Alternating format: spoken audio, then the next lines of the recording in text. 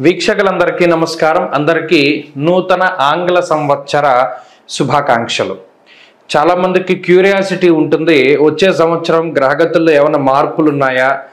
అసలు నిజానికి క్యూరియాసిటీ ఉన్నా లేకపోయినా తెలుసుకోవాల్సినటువంటి విషయం ఏంటంటే గ్రహగతులు ఎలా ఉన్నాయి.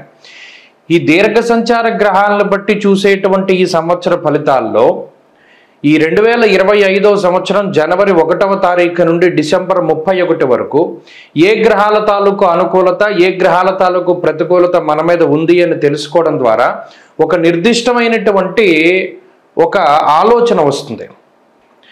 పలానా గ్రహం మనకు అనుకూలంగా ఉంది, పలానాది ప్రతికూలంగా ఉంది అని ఒక ఇయర్ని ప్లాన్ చేసుకోవచ్చు.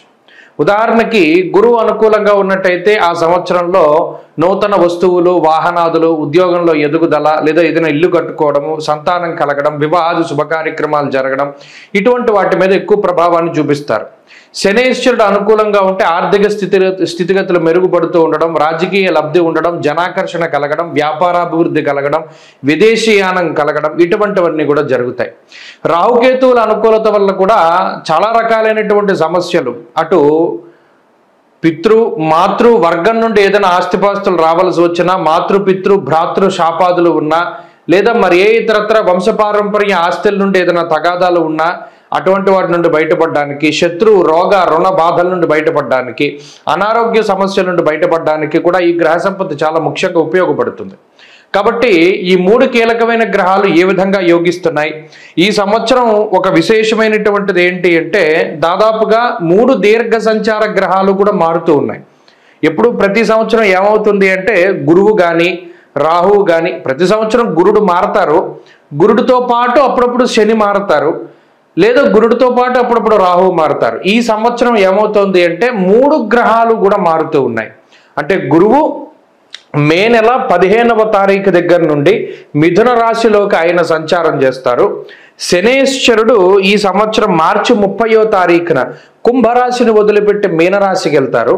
అలాగే రాహువు మే 21వ తారీఖున మీనరాశిని వదిలిపెట్టి కుంభంలోకి వెళ్తారు. రాహుకేతువులు వక్రంలో ప్రయాణం చేస్తారు కాబట్టి వెనక్కి వెళ్తారు. సో ఒకే నెలలో 2 పెద్ద గ్రహాల మార్పు. అదేంటి? మే నెలలో గురు రాహువుల యొక్క మార్పు, దానికి మునిపే ఈ మార్చి 30వ తారీఖున శని మార్పు. కాబట్టి ఇది చాలా కీలకమైనటువంటి సంవత్సరం. చాలా గ్రహగతుల్లో మార్పులు, 3 గ్రహాల్లోనూ దీర్ఘ సంచార గ్రహాలు, అంటే రాహుకేతువులు అంటే 2 కింద లెక్కేసుకుంటే 4 గ్రహాలు. ఈ క్రియాశీలకమైనటువంటి మార్పుల్లో లాభపడేటువంటి రాశుల్లో మీ రాశి ఉందా లేదా అనేటువంటిది మనం తెలుసుకుందాం. వీక్షకులందరికీ నమస్కారం. వృషభ రాశి వారికి 2025వ సంవత్సరం ఏ రకమైనటువంటి ఫలితాలను ఇవ్వబోతూ ఉన్నది. నేను మొదటి నుండి చెప్తూ వచ్చాను, వృషభ రాశి వారు ఎంత కష్టపడ్డారో అంతకంత గొప్పగా ఉండేటువంటి రోజులు రాబోతూ ఉన్నాయి. ఏదో ఒక సంవత్సరం పరిపూర్ణంగా వీరు మిగతా అందరి మీద ఆధిపత్యాన్ని చూపిస్తారని గతంలో నేను చెప్పాను. ఇప్పుడు అదే రకమైనటువంటి గ్రహస్థితి కనబడుతూ ఉన్నది. మీరు గమనించండి, నేనే కాదు ఎవ్వరు చెప్పినా కూడా వృషభ రాశి ఇస్ ద టాప్ మోస్ట్ రాశి ఇన్ 2025. 2025వ సంవత్సరంలో వృషభ రాశి వారు మిగిలిన అన్ని రాశుల మీద పరిపూర్ణమైనటువంటి చక్కటి ఇంపాక్ట్ని కలగజేస్తారు. వీళ్ళు డామినేటివ్గా ఉంటారు. ఎందుకు? దీనికి రీజన్ ఏంటి అంటే 3 దీర్ఘ సంచార గ్రహాలు ఫేవరబుల్గా ఉండేటువంటి రాశి ఈ రాశి ఒకటే. అంటే అటు లాభస్థాన స్థితి శనేశ్వరుడు కానీ, దశమ కేంద్రంలో ఉన్నటువంటి రాహుగ్రహం కానీ, లేదా 2వ స్థానంలో ఉండేటువంటి గురుడు కానీ, ఇలా 3 దీర్ఘ సంచార గ్రహాలు పూర్తి స్థాయిలో యోగిస్తూ ఉన్నటువంటి రాశి వృషభం ఒక్కటే. ఇంకొక రాశి లేదు ఈ సంవత్సరంలో. సో వృషభ రాశి వారిదే ఈ సంవత్సరం మొత్తము 2025 అంతా కూడా వృషభ రాశి వాళ్ళే కనబడతారు. ఉద్యోగంలో సక్సెస్ వచ్చినా, వ్యాపారంలో పేర్లు వినబడినా, లేదో ఇంత లక్షల రూపాయలు సంపాదించుకున్నారన్నా, లేదా ఏదైనా ముఖ్యమైనటువంటి పదవులు వచ్చాయి అన్నా, లేదో ఇండియాకి గోల్డ్ మెడల్స్ పట్టుకొచ్చారు అన్నా, లేదా ఇంకో పెట్టుబడిలో డబ్బులు వచ్చాయన్నా, ఇంకా ఏ పేర్లు చూసినా వాళ్ళందరూ కూడా కృత్తిక నక్షత్రము, రోహిణి నక్షత్రము, మృగశిర నక్షత్రము వాళ్లే కనబడతారు. ఇది 100% జరుగుతుంది. కావాలంటే మీరు చూసుకోండి. ఎందుకంటే మన సౌఖ్యం యశోవృద్ధిం సౌభాగ్యం చ ధనాగమనాన్ని సూచిస్తూ ఉన్నాడు. గురుగ్రహం 2వ స్థానంలో మే 15వ తారీఖు దాటిన తర్వాత నుండి పూర్తి గురుబలం తోటి సౌభాగ్యం చ ధనాగమ అంటే ఎవరికైనా వివాహాది శుభకార్యక్రమాలు జరగాలి అన్నా, సంతానం కలగాలి అన్నా, వంశవృద్ధి కలగాలి అన్నా, లేదా వస్తువులు, వాహనాలు, ఇళ్ళు ఇటువంటి వాటిని కొనుగోలు చేయాలి అన్నా, ఇటువంటి వాటిన్నిటికీ గురుడు కారకత్వాన్ని వహిస్తూ ఆయన శుభ ఫలితాన్ని ఇస్తారు.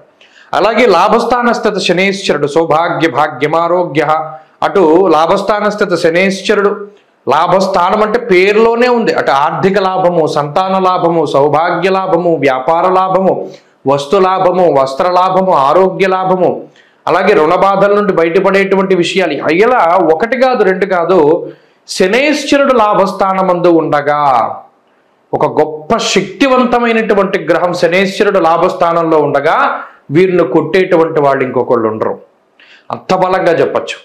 దశమంలో రాహు ఉండడం, దశమ స్థానస్థిత రాహు, అందులోనూ ఉపచయయుక్తమైనటువంటి రాహుగ్రహం కేంద్ర స్థానంలో ఉండడం వల్ల వృషభ రాశి వారికి అది ఎనలేనటువంటి యోగాన్ని కలగజేస్తుంది. ఇలా ఒకటి కాదు రెండు కాదు, అన్ని దీర్ఘ సంచార గ్రహాలు ఈ రాశికి ఫేవర్గా ఉండడం వల్ల మొట్టమొదటిది వెల్త్ అంటే ఈ ఆర్థిక సంబంధమైనటువంటి విషయాల్లో ఈ రాశి వారు ఈ సంవత్సరం చాలా ఎక్కువగా వారు ఆర్థికంగా స్థిరపడడానికి అవకాశం ఉంటుంది. వృషభ రాశి వారికి ఎవరికి ఉద్యోగం లేదండి, ఉద్యోగంలో చాలా సమస్యలు ఉన్నాయి, ఒక స్థిరమైన ఉద్యోగం దొరకట్లేదు, ఈ సంవత్సరం దొరుకుతుంది. ఉద్యోగంలో స్థిరత్వం ఏర్పడుతుంది. ఎవరైనా కాంట్రాక్ట్ ఉద్యోగాలు చేసుకుంటే గవర్నమెంట్లో పర్మనెంట్ అవుతాయి. ఉద్యోగ పరంగా కానీ వ్యాపార పరంగా కానీ క్రియాశీలకమైనటువంటి శక్తిగా ఎదిగి ఒక పదవీ యోగాన్ని వాళ్ళు సంపాదించుకునేటువంటి పరిస్థితులు ఉన్నాయి. ప్రభుత్వ పరంగా పదవులు రావడం, లేదా ఉన్నతమైనటువంటి శాఖల్లో పనిచేసేటువంటి వారికి అత్యున్నతమైనటువంటి పురస్కారాలు లభించడం, అలాగే ఇంటా బయట అంటే కుటుంబ సభ్యుల దగ్గర బయట వాళ్ళ దగ్గర ఎనలేనటువంటి పేరు ప్రఖ్యాతలు ఇవన్నీ కూడా ఈ రాశి వారికి వస్తాయి.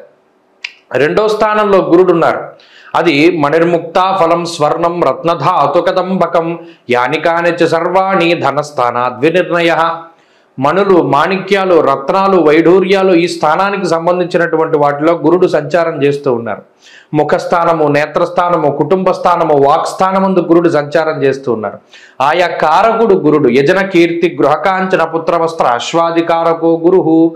ఆయన ఏవైతే కారకత్వాలు ఆయనకు ఉన్నాయో యజ్ఞయాగాది క్రతువులు చేయడం అంటే ఎక్కువ దేవతారాధన, దేవతార్చన, దైవ దర్శనాలు, దైవభక్తికి సంబంధించినటువంటి విషయాలు, సత్కథా కాలక్షేపము, పురాణ శ్రవణం ఇటువంటి వాటికి అవకాశాన్ని కల్పిస్తాడు. అలాగే సమాజంలో పేరు ప్రతిష్టలు పెరుగుతాయి. గృహం, ఇల్లు కొనుక్కోగలుగుతారు, ఇల్లు కట్టుకోగలుగుతారు, భూములు కొనుక్కోగలుగుతారు, బంగారం కొనుక్కోగలుగుతారు. గతంలో తాకట్టు పెట్టేశాం, గతంలో అమ్మేసుకున్నాం, మా బంగారం అంతా తిరిగి కొనుక్కోగలుగుతారు.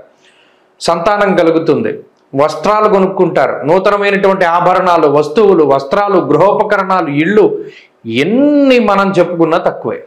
అంత భోగం పడుతుందా అండి? నిజంగా పడుతుంది. గమనించండి, ఈ గోచారం అనేటువంటిది ఖచ్చితమైన ఫలితాన్ని ఇస్తుంది. ఈ రాశి వారికి మే దగ్గర నుండి రాజయోగం పడుతుంది. మీరు ఖచ్చితమైనటువంటి విషయాలను పరిగణలోకి తీసుకుని చూడగలుగుతారు. కాబట్టి ఈ సంవత్సరం అంతా వృషభ రాశి వారిదే. చదువుకునేటువంటి వారికి, ఉద్యోగం చేసుకునేటువంటి వారికి, వివాహితులకి, అవివాహితులకి, ఇలా ఎవరికి చూసుకున్నా ఈ సంవత్సరం వృషభ రాశి వారు టాప్లో ఉంటారు. మీరు మే దగ్గర నుండి చూస్తారు. ఈ సంవత్సరం అంతా కూడా చాలా బాగుంది. స్వస్తి.